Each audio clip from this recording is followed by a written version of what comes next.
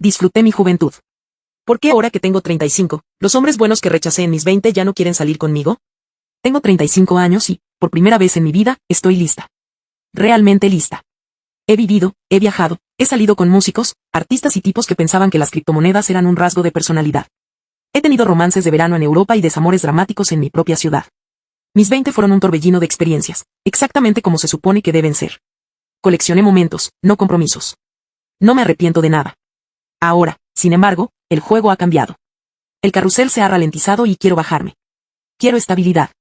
Quiero a alguien que hable de hipotecas en lugar de festivales de música, alguien que prefiera una noche tranquila en casa a una fiesta hasta el amanecer. Quiero un hombre bueno.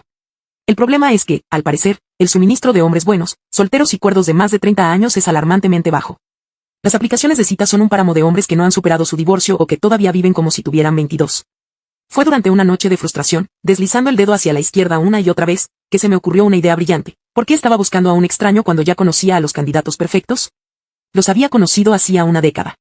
Eran los chicos buenos de la universidad, los Samuels, los Mateos, los Lucas del mundo, los chicos que me adoraban, que me llevaban sopa cuando estaba enferma, que recordaban mi pedido de café y que habrían movido cielo y tierra por mí. En aquel entonces, por supuesto, eran invisibles para mí en el plano romántico. Eran dulces, sí, confiables, absolutamente. Pero eran seguros. Aburridos. Eran el tipo de chico con el que te casas, no con el que vives tu juventud. Rechazarlos fue un acto de autopreservación, una forma de proteger mi libertad y mi derecho a la aventura. Siempre asumí, en algún lugar del fondo de mi mente, que estarían ahí como una póliza de seguros emocional. Pensé que, cuando terminara de divertirme, podría volver, chasquear los dedos, y uno de ellos estaría esperando, agradecido de que finalmente lo hubiera elegido. El plan era simple, reabrir esas puertas, empezar con el más prometedor. Samuel era el más amable, el más enamorado. Recordaba su cara de cachorro herido la última vez que le dije que no podía ir a la boda de su primo conmigo porque había surgido algo de última hora. La verdad es que había surgido algo con Nico, el bajista de una banda que olvidé a la semana siguiente. Pero Samuel no necesitaba saber eso. Era hora de ver cómo le había ido al chico. Bueno, estaba segura de que estaría encantado de saber de mí. Después de todo, yo era la chica que nunca pudo tener. Encontrar a Samuel en redes sociales fue cuestión de segundos. Su perfil era público, un escaparate de la vida estable y predecible que yo había rechazado tan arrogantemente. Fotos de senderismo, una mascota Golden Retriever adorable llamada Miel y varias publicaciones sobre su exitosa carrera como arquitecto. Tenía su propio estudio. Bien por él. No había ni rastro de una pareja en sus fotos recientes, lo que confirmé con un rápido pero exhaustivo análisis de sus publicaciones de los últimos 2 años. El camino estaba despejado. Le envié un mensaje. Lo redacté con cuidado para que sonara casual, como si me acabara de acordar de él por arte de magia. Hola, Samuel. No sé por qué, pero tu nombre apareció en mi cabeza hoy. Espero que la vida te esté tratando increíblemente bien. Presioné enviar y sentí una oleada de poder. Estaba moviendo las piezas en un tablero de ajedrez que yo misma había creado. La respuesta tardó unas horas en llegar, lo que me irritó un poco. El Samuel que yo recordaba habría respondido en 30 segundos. Su mensaje fue educado, pero extrañamente formal. Hola, qué sorpresa. Todo bien por aquí, gracias. Mucho trabajo, pero no me quejo. Espero que tú también estés bien. No había emoticonos, ni preguntas entusiastas sobre mi vida. Era el tipo de mensaje que le enviarías a un antiguo compañero de trabajo. Mi primera reacción fue de desconcierto. ¿Dónde estaba la emoción, el alivio de que la chica de sus sueños finalmente hubiera vuelto? Pero rápidamente lo reorganicé en mi cabeza. Claro, estaba siendo cauteloso. Lo había herido en el pasado. Era lógico que se protegiera, que no quisiera parecer demasiado ansioso. Era un desafío, y eso casi lo hacía más interesante. Decidí tomar el control. Le respondí con más calidez, ignorando su tono distante. Me alegra mucho oír eso. Te lo mereces. Oye, sé que es de la nada, pero me encantaría que nos pusiéramos al día con un café si tienes tiempo. Sin compromisos, solo para recordar viejos tiempos. La frase sin compromisos era una pequeña mentira piadosa. Por supuesto, el compromiso era exactamente lo que tenía en mente. Su respuesta, de nuevo, tardó más de lo que me hubiera gustado. Dijo que su semana estaba bastante ocupada, pero que podría tener un hueco el viernes por la tarde. Que le avisara si eso me venía bien. Me venía perfecto. Confirmé la hora y el lugar, una cafetería neutral cerca de su oficina. Cerré la conversación sintiéndome triunfante. Su supuesta frialdad era solo una fachada. Un hombre como Samuel no olvida a una mujer como yo. Él solo necesitaba un pequeño empujón, un recordatorio en persona de lo que se había estado perdiendo todos estos años. Me imaginé la escena, nos reiríamos, recordaríamos el pasado, y yo vería en sus ojos como la vieja adoración regresaba. Estaba a punto de cobrar mi póliza de seguros, y estaba segura de que los beneficios serían excelentes. Llegué a la cafetería con 15 minutos de antelación. Elegí una mesa junto a la ventana con buena luz, donde él pudiera verme en cuanto entrara. Llevaba un vestido sencillo pero elegante, y me había tomado mi tiempo con el maquillaje. Quería que viera lo que se había estado perdiendo, no una versión desesperada de mí, sino la versión mejorada, la que finalmente estaba a su alcance. Samuel llegó puntual. Lo vi a través del cristal antes de que me viera a mí. Se veía bien, más de lo que recordaba. Había perdido el aire de chico universitario y lo había reemplazado con una confianza tranquila. Llevaba una camisa bien planchada y su pelo estaba perfectamente peinado. Por un segundo sentí un aleteo de nervios, pero lo aplasté. Seguía siendo Samuel, el chico que una vez escribió un poema terrible sobre mis ojos. Entró y me sonrió. Una sonrisa educada, no la sonrisa embelesada que yo recordaba. Se acercó y, en lugar del abrazo que yo esperaba, me tendió la mano. Un apretón firme, breve, profesional. Fue el primer indicio de que algo andaba mal. La conversación fue extraña, fue como hablar con un conocido agradable. Me preguntó por mi trabajo, por mis viajes. Asentía, sonreía en los momentos adecuados, pero sus ojos estaban distantes. No había chispa. Intenté traer a colación nuestros recuerdos compartidos, nuestras bromas internas de la universidad. Él se reía cortésmente y decía, sí, parece que fue hace toda una vida. La frase era como un muro de cristal entre nosotros. Yo estaba de un lado intentando reavivar algo, y él estaba del otro observándome con una curiosidad amable pero desapegada. Habló de su trabajo con pasión, de los edificios que diseñaba, de la satisfacción de crear algo duradero. Habló de su perro Miel, con un afecto genuino que nunca le vi expresar por nada que no fuera yo. Parecía contento, centrado, completo. No parecía un hombre al que le faltara algo o alguien. Después de 20 minutos de charla superficial, decidí que era suficiente. Tenía que tomar las riendas. Apoyé los codos en la mesa, me incliné un poco hacia adelante y le puse mi sonrisa más cálida. Le dije, ¿sabes, Samuel? Es muy bueno verte. He estado pensando mucho últimamente sobre lo que es importante. A veces te pasas años persiguiendo fuegos artificiales, solo para darte cuenta de que lo que realmente quieres es una fogata cálida y constante. Era una metáfora perfecta, clara, directa, poética. Le estaba abriendo la puerta de par en par. Le estaba diciendo, yo era los fuegos artificiales. Ahora quiero ser tu fogata. Él me miró y su sonrisa educada se desvaneció, reemplazada por una expresión más seria. Asintió lentamente. Dijo, entiendo lo que quieres decir y me alegro de que hayas llegado a ese punto. De verdad. Hubo una pausa. Esperé a que continuara, a que dijera que él era esa fogata que me había estado esperando. Pero, en lugar de eso, tomó un sorbo de su café y dijo. Mira, voy a ser honesto contigo porque te aprecio como una persona de mi pasado. Fue muy agradable ponernos al día, pero no estoy interesado en nada más. La persona que era en la universidad, el chico que estaba enamorado de ti, ya no existe. Crecí, y te deseo sinceramente que encuentres lo que buscas. El mundo se inclinó sobre su eje. La confianza que había sentido se evaporó, reemplazada por un frío glacial. No estaba siendo cauteloso, no estaba asustado. Me estaba rechazando. A mí. El chico que habría caminado sobre carbones ardiendo por mí, ahora me decía, con la calma de un extraño, que no estaba interesado. Balbuceé algo intentando salvar las apariencias. Le dije que, por supuesto, solo quería ser amiga, pero la humillación era un sabor amargo en mi boca. Él miró su reloj, dijo que tenía que volver a una reunión, pagó los 2 cafés en la barra y, con otro educado que te vaya bien, se fue. Me quedé sola en la mesa mirando su taza vacía, y el desconcierto se convirtió en ira. ¿Cómo se atrevía? ¿Cómo se atrevía a crecer y a seguir adelante? Después de toda la energía emocional que yo le había permitido invertir en mí, simplemente lo descartaba todo. No era justo. Era una traición a todo lo que habíamos sido. Él no había cambiado. Estaba roto. Claramente, yo lo había herido tanto en el pasado que ahora era incapaz de aceptar la felicidad. Y, de alguna manera, eso también era mi culpa. Me fui de la cafetería con las mejillas ardiendo de humillación. Pero, a medida que caminaba, la humillación se transformó en una ira fría y lógica.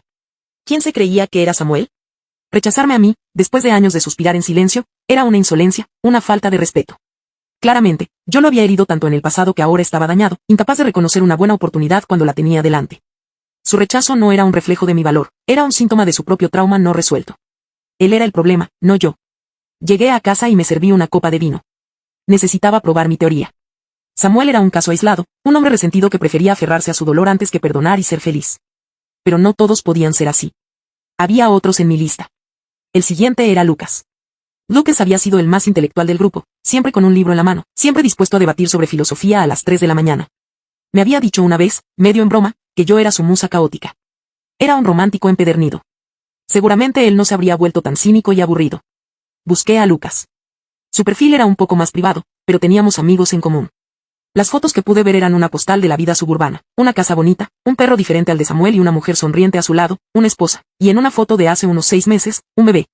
Mi primer instinto fue cerrar la página. Pero luego pensé, ¿y qué?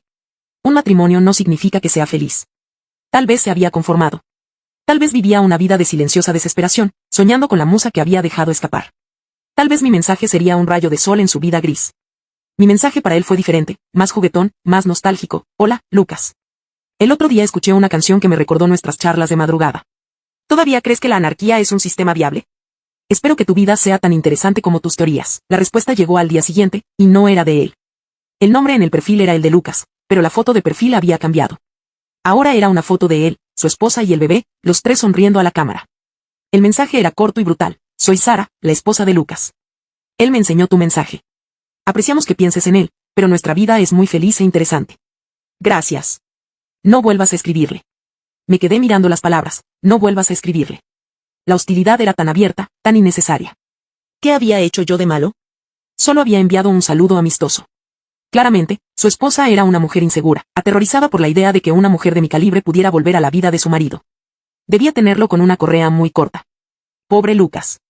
Había cambiado su libertad intelectual por una vida controlada por los celos. Y entonces lo descubrí. El verdadero problema no era que yo hubiera cambiado o que mi valor hubiera disminuido. Eran ellos, los hombres buenos que yo había conocido. Se habían extinguido, se habían dejado domesticar, se habían casado con mujeres seguras y predecibles que nunca los desafiarían. Se habían convertido en versiones débiles y asustadas de sí mismos. No me estaban rechazando porque hubieran seguido adelante. Me estaban rechazando porque tenían miedo. Miedo de recordar lo que era sentirse vivo, miedo de una mujer que no encajaba en su pequeño y ordenado mundo. No era un rechazo, era una capitulación. Y yo era el recordatorio viviente de todo lo que habían sacrificado por una vida de aburrida seguridad. Así que aquí estoy, de vuelta al punto de partida, pero con una claridad dolorosa. Mi plan, que parecía tan lógico y justo, ha fracasado estrepitosamente. Pero no por las razones que una persona cínica podría pensar. No es que yo haya esperado demasiado o que haya subestimado a estos hombres. El problema es que el mundo los ha arruinado. Disfruté de mi juventud. Sí, hice exactamente lo que la sociedad moderna nos dice a las mujeres que hagamos, que seamos independientes, que exploremos, que no nos conformemos. Yo fui la alumna estrella de esa filosofía. Viví mi vida al máximo y, ahora que estoy lista para el siguiente capítulo, me encuentro con que los hombres que deberían ser mis compañeros de viaje han tomado un desvío hacia la mediocridad y el miedo. Samuel, herido y resentido, prefiere la soledad antes que arriesgarse a sentir algo de nuevo. Lucas, atrapado en una jaula de oro suburbana, es vigilado por una esposa insegura que ve una amenaza en cada sombra de su pasado. Y los demás, he investigado un poco más. Mateo, el músico sensible, ahora es contador y está casado con su novia del instituto. Se conformaron. Todos se conformaron. Es una injusticia cósmica. Las mujeres pasamos nuestros 20 construyéndonos a nosotras mismas, volviéndonos más interesantes, más complejas, más valiosas. Y, mientras tanto, los hombres buenos, en lugar de hacer lo mismo, se asustan y corren a refugiarse en la primera opción segura que encuentran. Se casan jóvenes, tienen hijos, se entierran bajo hipotecas y responsabilidades antes de haber vivido de verdad. Y, para cuando nosotras estamos listas, ellos ya no están disponibles, no solo físicamente, sino emocionalmente. Están agotados, domesticados y han perdido toda la chispa que una vez los hizo deseables. Así que, ¿por qué los hombres buenos que rechacé en mis 20 ya no quieren salir conmigo? La respuesta es simple y trágica, porque ya no son hombres buenos. Se han convertido en hombres asustados. Me rechazan no porque yo haya hecho algo malo, sino porque mi mera existencia les recuerda la libertad que abandonaron y la pasión que ya no poseen. Yo soy un espejo de la vida que podrían haber tenido si hubieran sido más valientes. La gente dirá que soy arrogante, que tengo un sentido del derecho desmedido. No lo entienden. Esto no es arrogancia, es la frustración de una mujer de alto valor que jugó según las reglas y aún así perdió. Se me animó a ser un espíritu libre, y ahora se me castiga por ello. Mientras yo volaba, ellos se construyeron jaulas, y ahora me culpan a mí por no poder entrar en ellas. El problema no soy yo. Es un sistema que premia la mediocridad en los hombres y luego castiga a las mujeres por no haberse conformado a tiempo. Actualización 1. Ha pasado un mes desde que escribí mi publicación original. Un mes de reflexiones, de conversaciones con mis pocas amigas que aún entienden mi punto de vista y de observar el mundo con una nueva y deprimente claridad. Los comentarios que recibí, en su mayoría, solo confirmaron mi tesis. Vivimos en una sociedad que tiene pánico de las mujeres que conocen su valor. Me llamaron egocéntrica, narcisista. Todas las palabras que se usan para silenciar a una mujer que no se disculpa por sus estándares. Decidí que no iba a rendirme. Samuel y Lucas eran solo 2 ejemplos. Tal vez eran los más débiles, los que se habían conformado más rápido. Necesitaba un último dato, una última prueba para confirmar si quedaba algún hombre bueno y valiente en el mundo.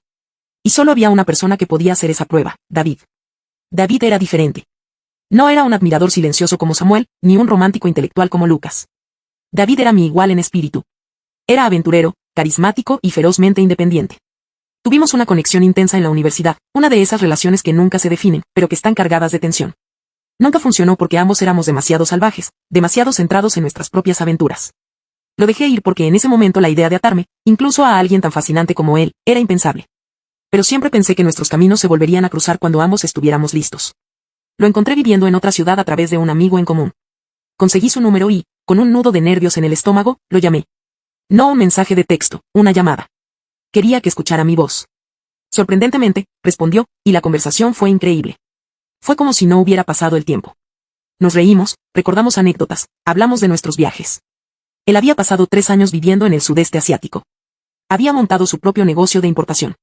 Era el mismo David, pero más maduro, más asentado. Sentí una oleada de esperanza tan fuerte que casi me hizo llorar. Él era el único, el que no se había conformado. Después de una hora de charla fácil, le dije que estaría en su ciudad por trabajo la próxima semana, una pequeña mentira, y le pregunté si le gustaría cenar. Su voz cambió. Hubo una pausa y luego dijo, me encantaría, pero como amigos. Estoy comprometido. Nos casamos en primavera. El suelo desapareció bajo mis pies. Comprometido. La palabra sonó absurda. Imposible. David, el hombre que una vez dijo que el matrimonio era una jaula para el alma. Le pregunté por ella, por supuesto, fingiendo un entusiasmo que no sentía. Me dijo que era una abogada de derechos humanos, que la había conocido mientras trabajaba como voluntario en Tailandia. Me dijo que ella lo calmaba, que le daba un propósito más allá de sí mismo. Terminé la llamada con frases vacías de felicitación. Después colgué y me quedé mirando la pared en silencio durante mucho tiempo. Y entonces lo entendí todo, con una claridad cegadora. El problema no son los hombres. El problema son las otras mujeres. Estas mujeres seguras, predecibles, estas abogadas de derechos humanos y novias del instituto. Han librado una guerra silenciosa. Han identificado a los hombres de alto potencial, a los buenos, y los han capturado antes de que pudieran alcanzar su máximo esplendor. Les ofrecen estabilidad y una vida fácil a cambio de su libertad y su ambición. Son domadoras de leones, toman a hombres salvajes y fascinantes y los convierten en gatos domésticos. Y para cuando las mujeres como yo, las que realmente merecen a esos hombres, estamos listas para ellos, ya es demasiado tarde. Han sido neutralizados. No fui rechazada por Samuel, Lucas o David, fui saboteada por Sara, por la prometida de David, por las mujeres que llegaron antes y se llevaron todo lo bueno. Me siento como si hubiera llegado a una fiesta increíble justo cuando están limpiando, y todo lo que queda son los restos y las botellas vacías. No es justo. Yo jugué el juego largo y ellas hicieron trampa. Actualización final. Después de la llamada con David, caí en una especie de apatía. Dejé de buscar, dejé de analizar. Simplemente acepté la sombría realidad de que me habían robado mi futuro. Pasé las siguientes semanas en una rutina monótona, trabajo, gimnasio, cenas solitarias. Me sentía como un fantasma en mi propia vida. El evento final, el que me empujó a escribir esto, no fue dramático. Fue pequeño, mundano, y por eso mismo devastador. El sábado pasado decidí salir de mi cueva de autocompasión e ir al mercado de agricultores local. Necesitaba aire fresco, necesitaba ver gente, aunque fuera a distancia. Estaba examinando unos tomates cuando escuché una risa familiar, una risa suave y genuina que no había oído en 10 años. Me giré y allí estaba Samuel. No estaba solo. A su lado, sosteniendo una cesta de verduras, había una mujer. Era bonita, de una manera natural y discreta. No llevaba mucho maquillaje. Su pelo estaba recogido en una coleta desordenada y llevaba unas botas de montaña. Parecía cómoda. En paz. Se estaban riendo de algo que ella dijo. Él la miró con una expresión que reconocí al instante. Era la misma mirada de adoración absoluta que solía reservarme a mí, pero era diferente, más profunda, más tranquila. No era la adoración insegura de un chico universitario, era la mirada de un hombre que ha encontrado su hogar. Me quedé helada, medio escondida detrás de un puesto de manzanas. Ella le pasó un melocotón para que lo oliera. Él lo hizo, y luego le dio un beso rápido en la frente. Fue un gesto tan íntimo, tan natural, que sentí una punzada de algo que no era ira ni celos. Era una sensación de pérdida profunda, como ver un barco zarpar hacia una tierra a la que nunca tendré visado. En ese momento vi toda mi vida desde una perspectiva externa. Vi a la chica de 20 años que rechazaba a un hombre bueno porque buscaba fuegos artificiales, y vi a la mujer de 35, sola en un mercado, viendo a ese mismo hombre construir una fogata cálida y constante con otra persona. Me di la vuelta y me fui antes de que pudieran verme. Caminé a casa con las manos vacías y, en el camino, mi tristeza se endureció y cristalizó en una verdad final. Mi error no fue disfrutar mi juventud. Mi error no fue tener estándares altos. Mi error fue fundamentalmente malinterpretar el juego. Pensé que la vida era una carrera y que yo iba en cabeza, acumulando experiencias mientras los demás se quedaban atrás. Pero no era una carrera, era un juego de sillas musicales. Y mientras yo bailaba y daba vueltas disfrutando de la música, una por una, las sillas se fueron ocupando. La música finalmente se detuvo, y yo soy la única que se quedó de pie. No hay nadie a quien culpar en realidad. No a ellos por sentarse, no a las otras mujeres por las sillas. Quizá la única culpa es mía por pensar que la música sonaría para siempre. Ahora el salón está en silencio, todos se han ido a casa, y yo tengo que aprender a vivir en ese silencio. La gente como Samuel no se ha vuelto aburrida o débil. Simplemente han encontrado una música diferente, una melodía más tranquila. En mi ruidosa juventud nunca me detuve a escuchar, y ahora ya no puedo oírla. Espero que les haya gustado el vídeo de hoy, no te olvides de suscribirte, darle a la campanita para que te avise de nuevos vídeos del Edit, darle un like y dejar tu comentario en la cajita de comentarios. Comparte el vídeo para que más personas se enteren de mis nuevos vídeos. Te lo agradecería mucho. Que tengan unos bonitos días, tardes o noches. Nos vemos en el próximo vídeo.